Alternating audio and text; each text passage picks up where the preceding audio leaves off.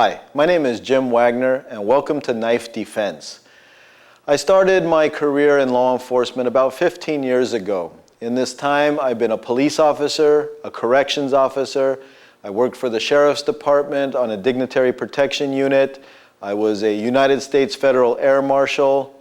Prior to all that, I was in the United States Army. And because of my work being on SWAT teams and special tactical teams, I've been all over the world training a lot of groups, military groups, special operations, police, probation, you name it. I've probably taught intimately with 200 agencies.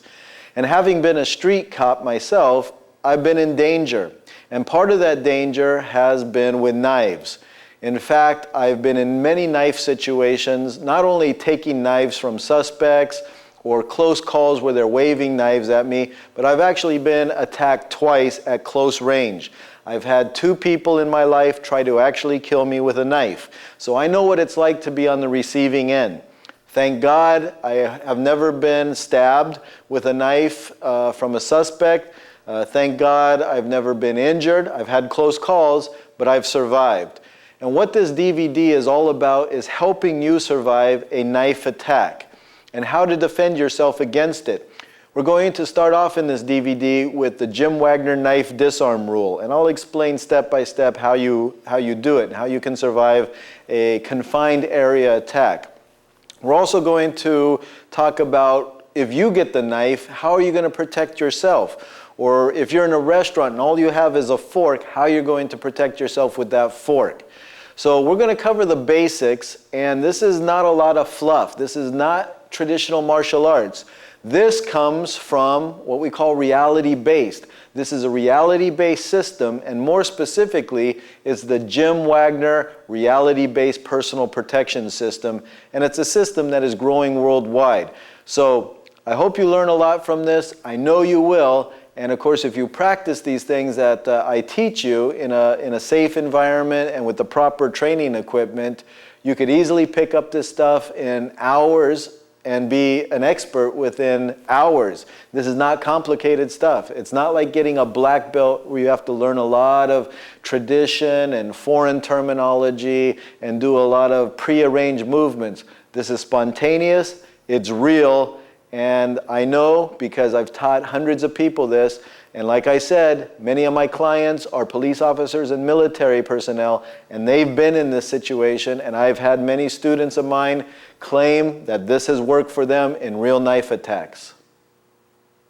What we're going to look at now is the Jim Wagner knife disarm rule.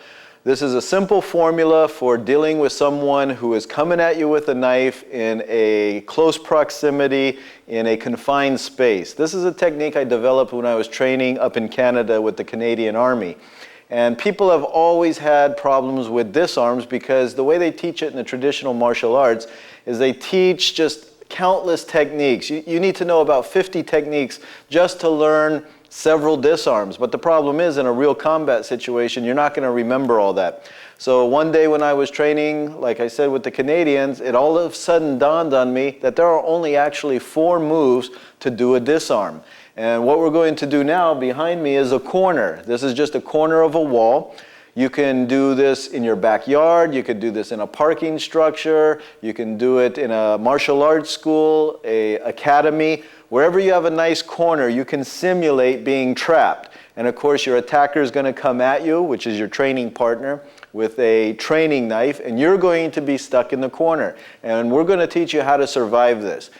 You're going to need some equipment for this. The first thing you're going to need is a pair of good safety goggles that wrap around the whole face. You're going to need one for yourself. You're also going to need one for your partner, because even though he's not going to get hit with the knife in the eye, your instincts may go for an eye gouge because of defensive tactics, or you might come across with your elbow. There's no telling. So it's just best to have safety equipment for both parties. You could use a flexible rubber knife when doing this exercise. In fact, it's probably not a bad idea for your first couple times. However, if you're going to want to know how to really understand how this knife disarm rule works, you're going to need a rigid knife like this one. This one's made by Sharkey. It has rounded edges. There's no cutting edge, but it is rigid and you're going to feel it. It's going to hurt when it hits. And because it does hurt, you have to be careful. If you're the trainer, you don't want to go full on, or you could break some ribs or chip a tooth. But even then, we're going to wear mouthpieces. But you just want to be careful. To help me demonstrate this technique is going to be someone who's worked with me for years in the reality-based personal protection system. He was with a strike fighter squadron in the United States Navy for F-18s. He was on the USS Nimitz. He was on the USS Enterprise. In fact, I met him when I was a sergeant working for the Sheriff's Department. And I met him during an assignment. And this gentleman was an investigator, search and rescue, dignitary protection, and currently he's a special deputy with the U.S. Marshals. And I'd like to introduce Johan Lai. All right, so what we're going to do is he has his goggles here, and I'm going to put on a pair of my goggles. I'm going to get rid of the rubber knife. We're going to go with the rigid knife, and of course, Johan here, he has the rigid knife. Now, he's going to stand in front of me, right here, and I'm stuck in this corner here. Now, if you want your training realistic, this guy can do whatever he wants. In fact, I'll tell you exactly what I tell my students when they're attacking me. I'll say, Johan, you can attack me however you want. Cut my throat, stab me as many times as you want, full force, just go at it, whatever you want to do like a real attacker. Now, I have no idea what he's going to do. This is not rehearsed. And of course, for you who've been in my seminars, you know I don't rehearse this stuff. I let my students come at me however they want because that's real life. So he's going to come at me, and then I will tell you what the principles are in a moment. So I'm here, and he's just going to go. Go. All right. You saw exactly how that went down. When Johan attacked me, it was full speed, full contact. Now, luckily, I did not get any torso shots. But you know what? Even if I had, even if he would have struck me, so what? In a real fight, you can't call timeout. You can't back out. You can't climb under a rock. You have to deal with this guy even if you're injured, even if you're bleeding, because the moment you give up, you're definitely going to be dead. Whereas I'm not guaranteed that I'm going to be critically injured. I'm not going to die. I could sustain many stab wounds. So don't get all freaked out if you get cut. And especially in training, the more you override your natural instincts just to give up and just say, okay, I got cut, but I got to keep going, that's exactly what you have to do. Now, I'm going to go step by step, slow motion, and show you exactly what I did, because it looked kind of sloppy, didn't it? It looked kind of crazy. It looked like I didn't really have much technique. And of course, that's what real combat's all about. It's going to look like that. But in reality, there were some very fine techniques, and we're going to go over them. So the attacker's in front of me. Now, I've shifted a little bit just to demonstrate exactly what I'm doing. But as this guy comes in, and he's attacking, you have to deal with this knife. If you think you're going to do one hand and do something fancy, you're dreaming, because he's going to come in fast. He's going to stitch you up. If he's a real criminal, he's just going to keep pumping it. Now, if he comes in and I do get stabbed, okay, like I said, you can't call timeout. You just got to realize I got stabbed, but I can't give up, and you got to go for this hand. You have to control the weapon hand with both of your hands. You're not going to do it with one hand. If you think you can, just get one of your biggest, baddest partners and let him come at you full force, and you'll see it's not possible. So you need to do both hands. So when he comes in, you clamp onto that hand. Now, in real life, I might end up here, I might end up here, I might end up here. There's just no telling. Now, that is the very first move in the Jim Wagner knife disarm rule, is grab. So when he comes at me, grab any which way you can. Now, once you grab a hold of him, you have to move to the second move, and that's called close. You close the distance. Why? Well, he needs to, if I'm holding on to him, he's either going to try to retract and then now stab me, or he's going to try to push me back and now stab me. He needs room to maneuver this weapon. So by grabbing a hold, stepping into him, I'm denying him the space he needs. Now, like I said, he comes at me, it may not be here. He may be going for the neck, right? And I may have to grab it here. He might go for the groin area, and I'm down here low. I might even accidentally cut my hand on this blade. You know what? You're only going to be here for a moment, a split moment, because you're going to move in on him. So as soon as I grab, I close the distance. Now it is possible you might cut yourself. You might run this blade into you slightly. You might come across and who knows? But the main thing is you got to be aware of it and try to get it out the best you can. So I grab, close. What's the next move? The next move is what we call a takedown. Now I could, based on my momentum here, I could do a nice takedown. But of course that doesn't always work in real life. He might come at me. Now I have him here. Well, it's too hard to take him down. So taking him off balance would be just fine. So in this case, I use my shoulders, I run him into the wall. I just want to get him off balance for a moment. The fourth move is once I get him off balance, escape. Because in this situation, I have an avenue of escape. I was only in the corner for a moment, but now that I'm getting out of this situation, I take it and off I go. So there you have it. The 4 steps in the Jim Wagner knife disarm rule are 1, grab, 2, close, 3, takedown, 4, escape. However, what happens if you can't escape? What about if you're in an elevator? There's nowhere to go. You still got 3 floors to go. Or what about if you're in a small bathroom wrestling around with a burglar who is trying to terrorize your family? Well, now we're going to deal with that next situation. So we're going to go through this again. And we're going to put on our safety goggles, and he's going to come at me. And again, Johan, come at me however you want. Choose a different way of attacking. And whenever you're ready, go.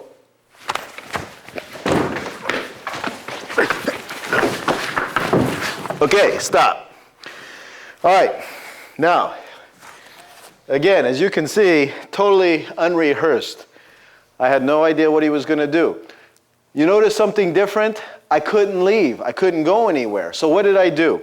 Well, I tried to maintain control over this weapon, and I had with both hands, but I have to get this weapon away from him somehow. So that's when I resorted to my other martial arts, whether defensive tactics, whether you're Taekwondo, Jeet Kune Do, Krav Maga. Hey, now your martial arts comes in handy. So as you saw, as I'm trying to gain control, I also have to start attacking him. Whether you're doing knees, whether you're doing elbows, whether you're biting, gouging the eyes like I did, you got to go for it. Because he's going nowhere, you're going nowhere. You have to take this guy down, and you have to get that weapon from him. I don't care how many cuts or stabs you get, you have to do it. And you have to be fierce. So on that one, we're stuck in a place where we can't leave. So instead of escaping for number 4, we counterattack. So let's go over them one more time, assuming you're in a place you can't leave. 1, grab. 2, close the distance. 3, take down or get him off balance. And 4, you can't escape, so you counterattack. You do whatever it takes to get that weapon from him. I mean, whether you're beating him with your foot or your elbows and you're still maintaining that knife, great. Or, if the circumstances warrant, you may have to let go for at least one hand and go for an eye gouge. Now again, a guy coming at me with a knife, I can use deadly force legally. I can do whatever I can, whether it even includes maiming or killing. Now, that's not my goal. That's not what I want to do. But he has forced me in the situation, and there is nothing wrong with using deadly force when someone is trying to stab you with a knife. Now we're going to take a look at some of my new reality-based personal protection students who are trying the Jim Wagner knife disarm rule for the very first time in a seminar in Los Angeles. So let's take a look, and you'll see how easy it is for them to catch on. It's not pretty, it's very fast and rapid, but in a very short time, they do catch on. And go. Get out of there, get out of there. That's it. That's about it. Close, close. Go. Get out of there, get out of there. Go. Don't break your arm. Go. Get out of there, Mike, get out. Get out of there, grab and go, grab and go. Get out of there, grab, grab, go. We're going to do the Jim Wagner knife disarm rule again, only this time we're going to add stage blood. That's right, stage blood. It's an element used by theaters and Hollywood movies to create realistic wounds. I've been using stage blood since 1990 doing police scenarios. I'd set up scenarios for various police departments and military units, and we had put on stage blood over the fake wounds, which we call moulage. I then incorporated stage blood in my system, starting with my first course in January 21st, 2003. And I've been using it ever since. And of course, now people around the world are starting to get this idea and copy it, which is good, because that's what you need for training. Because when you're in a real knife fight, guess what's going to be there if you or another person is stabbed? That's right, blood. Blood's going to get everywhere. And if you're not used to using it, it's going to be quite a hard thing to deal with. Not only physically, because of the slipperiness, because of the uncomfortableness, but mentally too. If you're not used to blood or bloody scenes, you could freak out during a real situation, especially if it's your own blood. So stage blood helps not only physically, but psychologically get used to that element of a real knife fight. So let's take a look at how these guys do it. So hands together. Wipe. Stop. Right there. Mike. I know why they call it stage blood. Hands together. Wipe. Oh my God. Stop. Okay, get close. Left-handed, right-handed? Any way you want.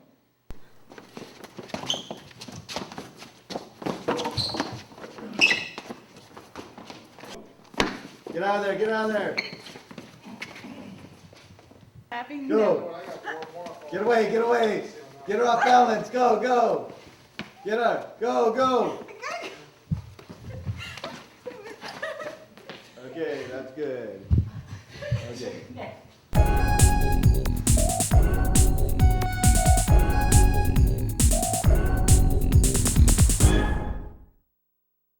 There are only 10 angles, or what we call primary directions, to attack your target. However, before we get into the primary angles, we have to know, how do we hold this weapon? I get a hold of this bad guy's weapon, I disarmed him, now I got to know how to hold it. So let's go through the different grips.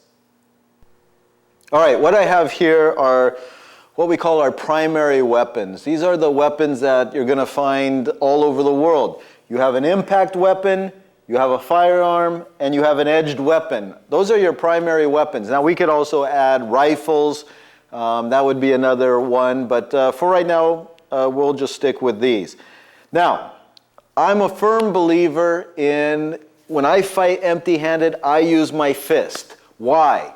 Well, most men use their fist. They're just wired that way. I don't care who you are, whether you go to Germany, whether you're in China, whether you're in Argentina, go to any bar fight, and what are you going to see the men doing? They're going to be wailing away with their fist. Men just tend to use their fist. On the other hand, have you ever seen two women fight?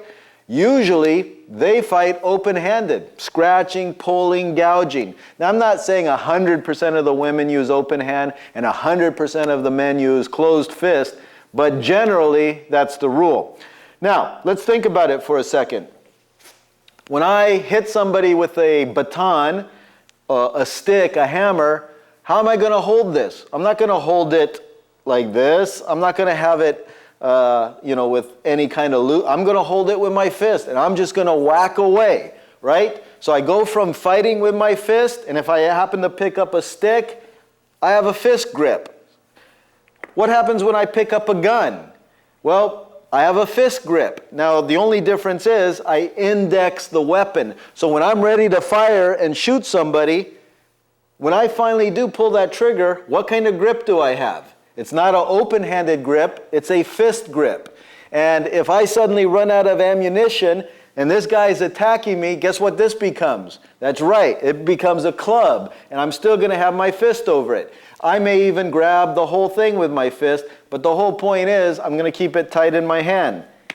That's exactly what we do with an edged weapon. We don't hold it like this, like Hollywood, or a fencing grip, because that's weak, and this could be knocked out of my hands. No, when we use a knife or a fork or any kind of sharp object, even a pencil, you're going to have a fist grip, and nobody's going to take this out of your hand, and you're going to have a lot of power. You're going to come in strong. No one's going to kick this out of your hand. A fist grip. So whether I'm empty-handed, an impact weapon, a firearm, or a knife, we stick with the fist grip. You can never go wrong. Now what we're going to cover are the 10 primary angles. That's right, there's only 10 ways to come at the human body. Whether it's with a knife, a club, whether you're moving up with an assault rifle, there are only 10 directions. So here, if you grab your own weapon, or just grab a butter knife right now, or grab just a rolled up paper, follow me, and I'm going to take you through each one of the angles with Johan here. So I'm going to have my back to you, but I'll explain what I'm doing here. Now, the first move is a straight-in move. It's a stabbing move, so it's one. One is always a forward direction. It doesn't matter whether it's the throat, whether it's the stomach, or the groin. It's a number one direction. Number two is when someone's coming behind you, boom, and you hit them. You hit them maybe with the handle, maybe the back, but it's a rearward direction. So one is forward, two is someone coming up behind you. Now, if you're some militaries around the world, they like the ice pick grip. And obviously, if someone came up behind you, you could use the point. That's fine. So, 1, 2.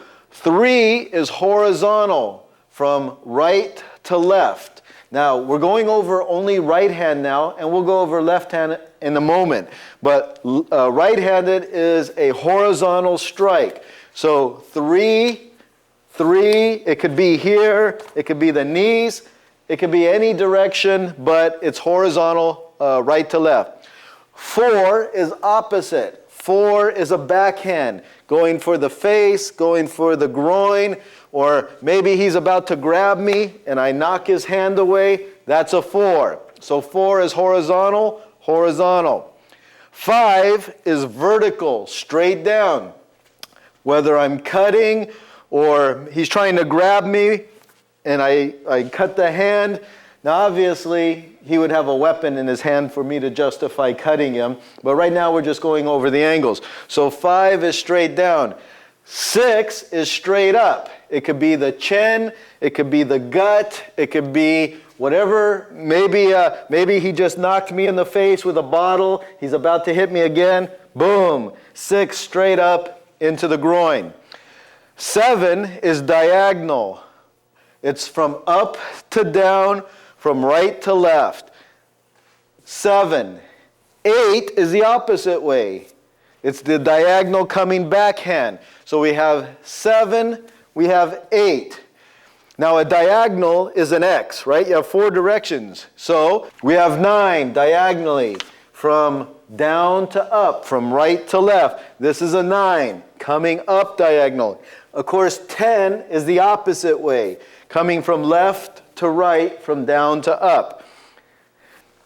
All right, now I'm going to show you, looking into the camera, exactly the angles and the way they look. So when I am fighting, the best thing to do is have your weapon side back. Again, whether this is a fork, a stick, a pencil, keep your weapon side back. Your secondary hand is up here protecting you, pushing the suspect away, moving him out of the way. Now, angle 1 is forward, right?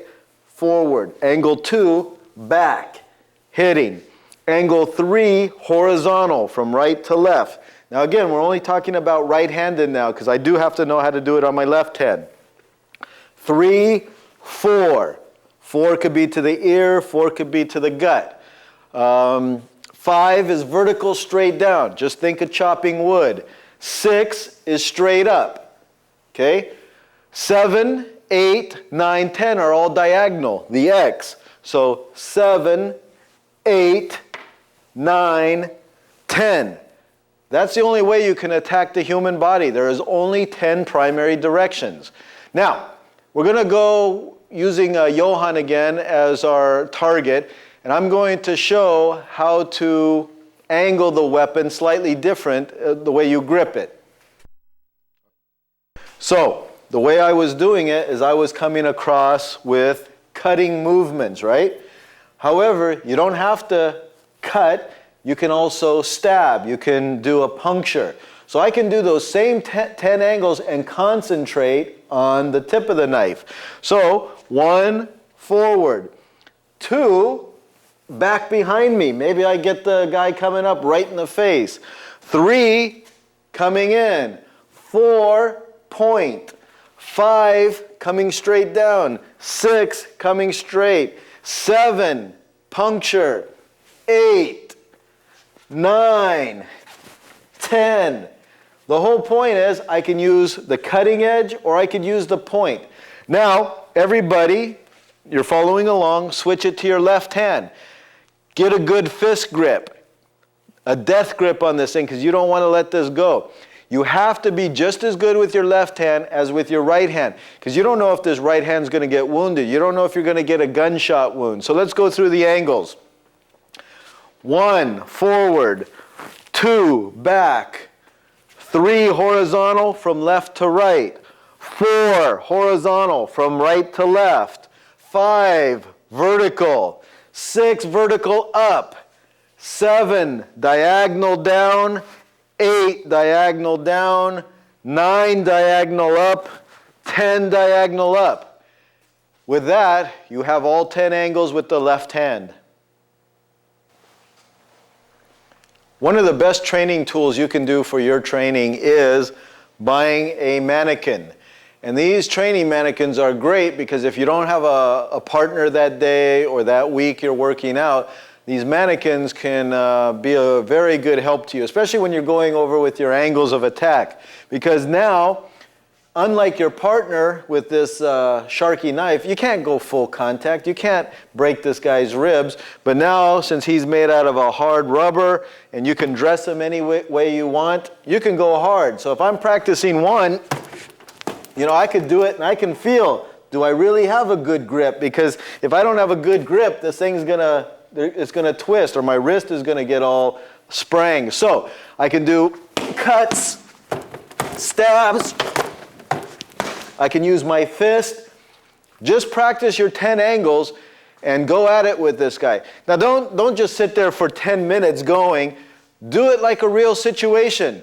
Maybe you have a pen in your pocket and you know here comes this guy who's you're feeling a little cautious about because it's on the street and you think he might rob you or something.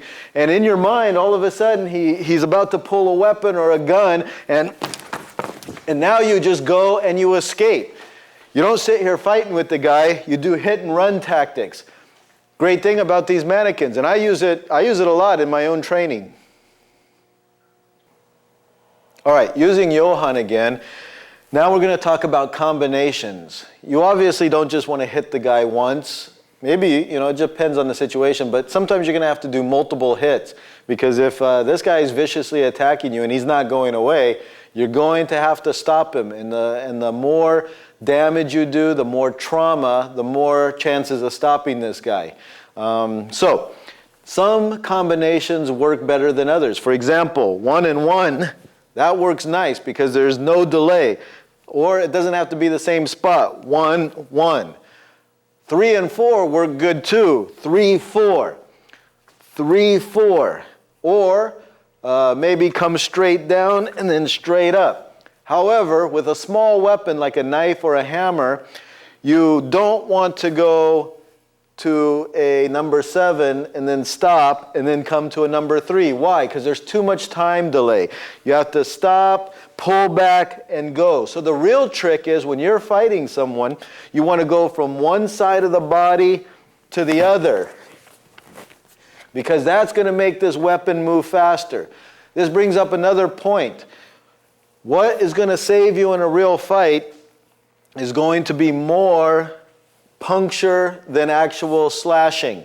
Now, I know it sounds grisly, but in order to stop this person, you have to penetrate and you have to stop this guy. Because if you're just cutting muscle or you're just cutting his jacket, he may not stop. And if this is a pen, what good is a pen going to do coming across like that? A pen you have to use straight in. So just use your common sense and go as hard as you can and go from one side of the body to the other.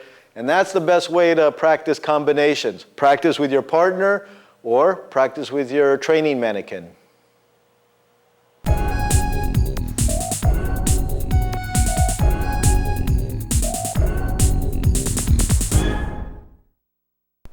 In my hand is the Jim Wagner reality-based blade.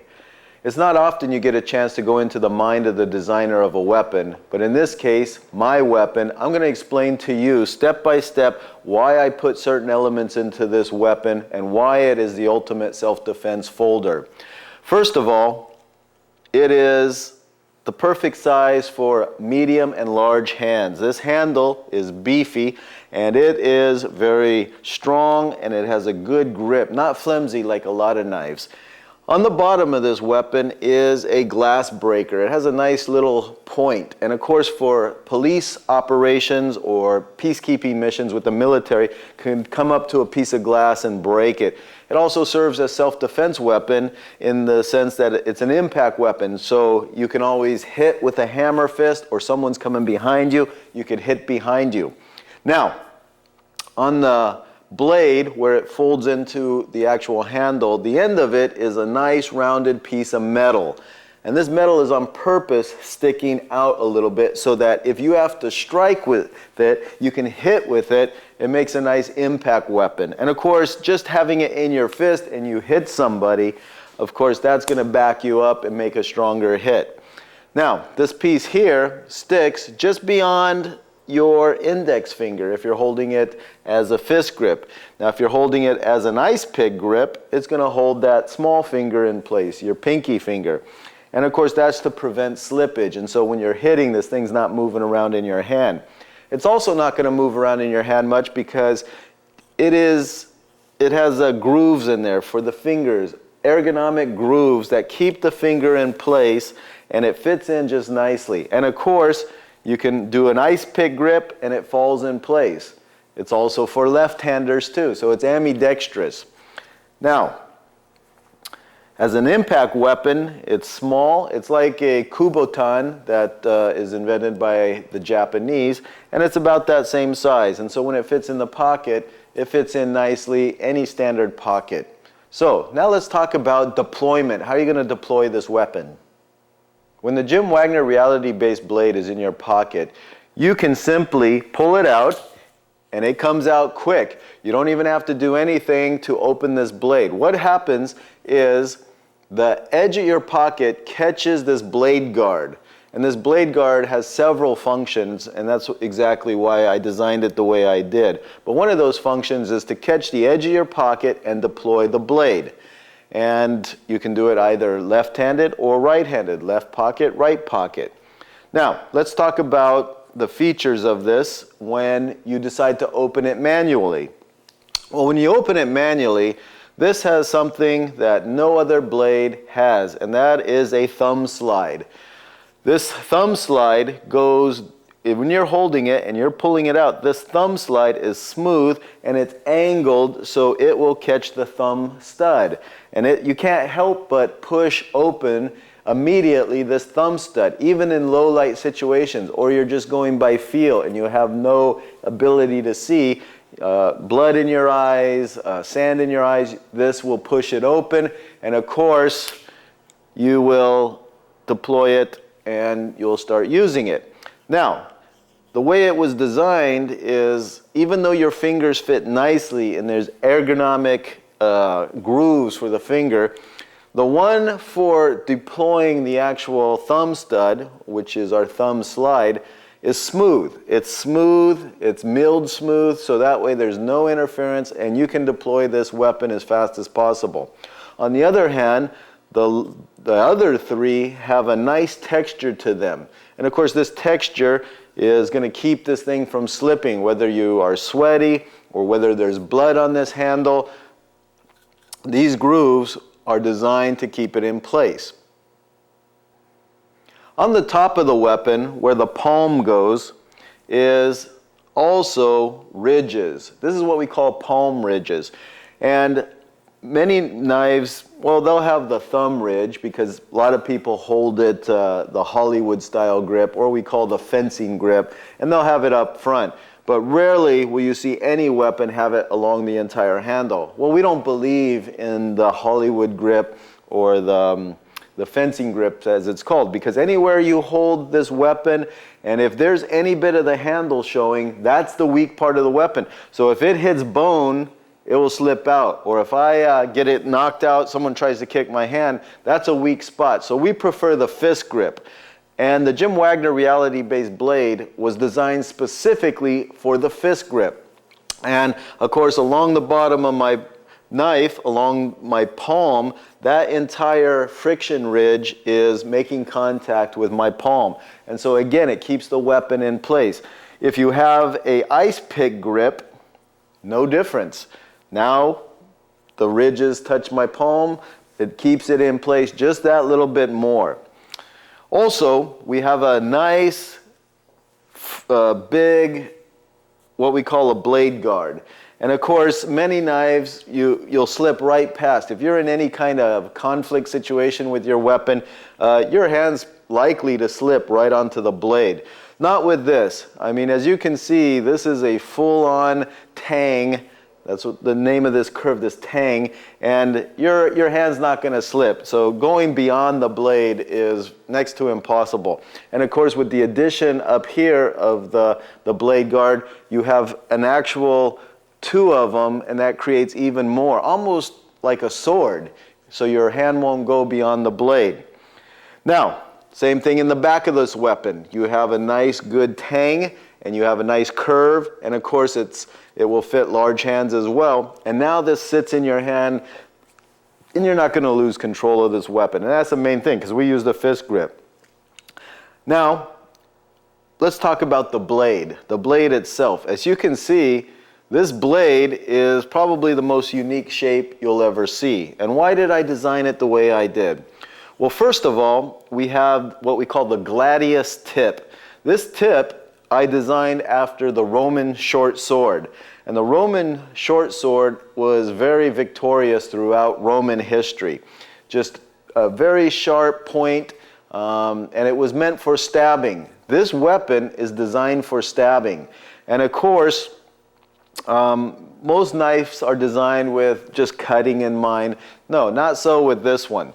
Now, in order to stay legal for many places, whether in Europe or the United States, but for example in the United States, to carry a folder, it has to be a single edge.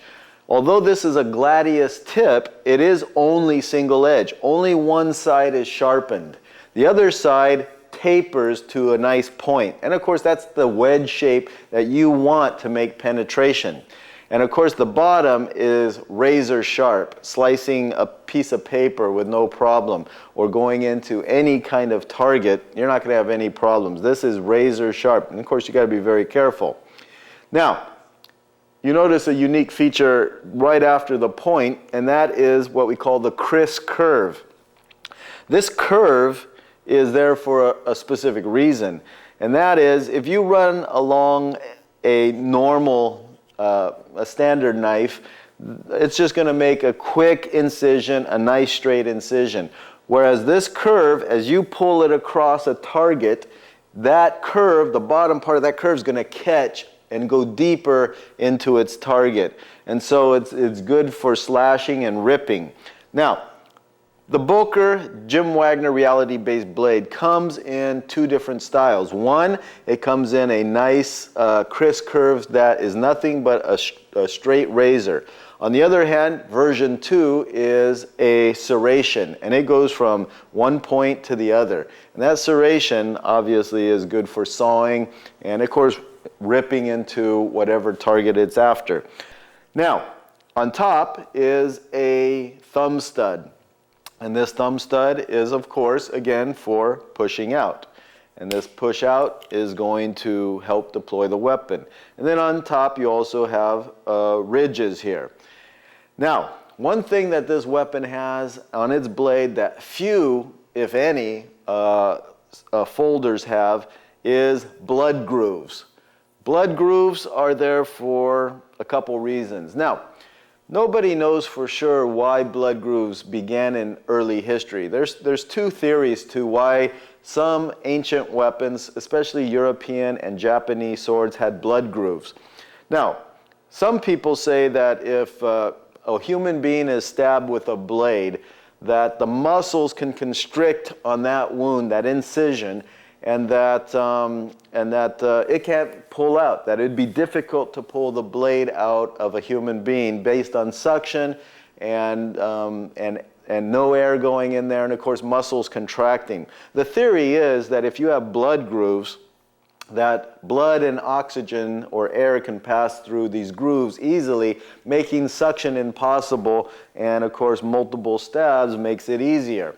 Another theory as to why blood grooves were created is to make the weapon lighter and yet maintain its strength, the blade strength, because you're carving out some material from that weapon, but you're not hampering the strength of the blade. So in a sense, it does make that blade slightly lighter by grooving out some material.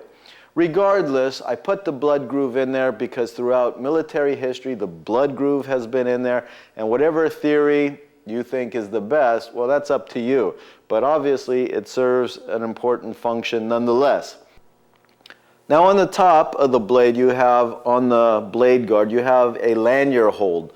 This lanyard hole is specifically so you can tie into this lanyard hole and then also tie in the back lanyard hole on the handle so you can tie it to something. For example, affix it to a branch or a long stick so you can make it a spear.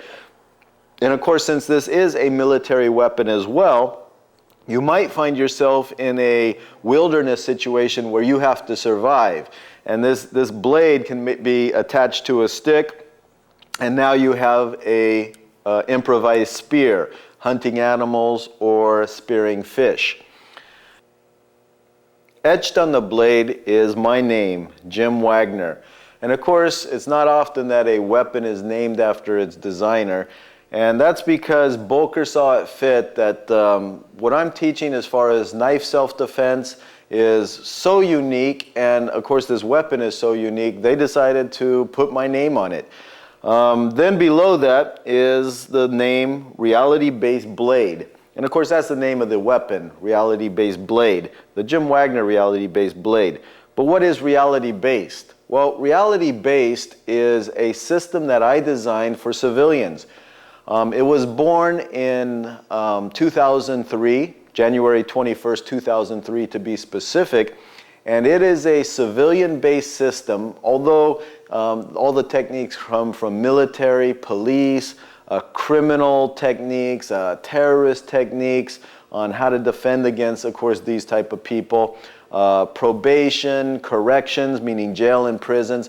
For 12 years, I taught defensive tactics. I taught SWAT, I taught military, I taught in prisons, and I just taught hundreds of groups and different organizations. And then finally in 2003, I finally put this all together for civilians. And of course, reality-based is one of the fastest growing self-defense systems in the world. And reality-based is growing by leaps and bounds. And of course, after I trained with German counter-terrorist group GSG-9, Boker decided that, hey, this is the system that we're interested in. This seems to be a system that the police and military are interested in, and now civilians. And so when I was approached by Dietmar Pohl, he is the head designer of Boker knives, it was him and I who put this together. I put the ideas on paper. He came and put the engineering together of this weapon. Now, this is fine German engineering, and of course, Boker and Boker Plus in specific is the manufacturer. And of course, on this handle is the proud logo of Boker Plus. And of course, it looks really sporty. I mean, when I first designed this, and of course, normally Boker engraves their name on the blade. But what I wanted was something like you'll see on the bumper of a really souped up sports car, and it's embossed into the actual bumper, the name of the car company, especially really hot, fast cars. And so I wanted something sporty like that, and I asked them to put it in there, and they did, and it bears the Boker Plus logo on the handle. Now, as far as good German engineering goes, this locking mechanism that they put in is probably the beefiest, the best locking mechanism you can have. In fact, I know it is. And of course, the specifications are with the weapon, and of course you can look up all the types of alloys put into this, the type of material, and of course that is something I could have never achieved on my own, because although I know what I'm looking for in a knife and I knew what I wanted to design, it would have gone nowhere without a good manufacturer. And of course Boker was that manufacturer. As I mentioned before, there's a big beefy lanyard hole in the back of the weapon. And of course, whenever you're doing airborne operations or waterborne operations or SWAT operations, perhaps in rappelling, you need a good lanyard hold. And of course, this is designed for specifically military paracord at 550 pounds, 5/32 of an inch cord. And you just slip it through, and of course, it has military specs, and it has enough room that you're not going to be, even like in cold weather or cold conditions, you're not going to be fumbling around trying to thread this. It's very easy because the hole has enough clearance. And of course, having done maritime interdiction myself, a lot of training with the Navy, with the U.S. Marines and other units, I know what it's like to have equipment not secured to you. And of course, when you're doing tactical swimming, you're doing scuba diving, or you're just rappelling or hooking up a cave ladder to a gas and oil platform, you can't afford for your weapon to slip out of your pocket and go to the bottom of the drink. You need something that's going to stay on you, and of course this lanyard hole is just standard military, and that's why it's featured in this weapon. And of course, that's exactly, again, why we have the hole in the blade as well, so you can thread it and secure it, like I said, in a wilderness survival situation. That's the Jim Wagner reality-based blade. And of course, again, you look at this blade, there's no question about it, it's for self-defense. It's designed for the police, it's designed for the military, but it's also designed for civilians to protect themselves. And everything about self-defense was thought about and put into this particular weapon. I carry it now around with me, also for my work. And of course, I feel that if I ever get in a pinch, this thing could save my life. It's the right tool for the job. And I hope it serves you well. I hope you're responsible with it. And of course, it's part of the reality-based personal protection system, and I hope that you get involved in that. Many courses out there. And of course, look at all the other fine products put out by Boker and Boker USA and Abuelito.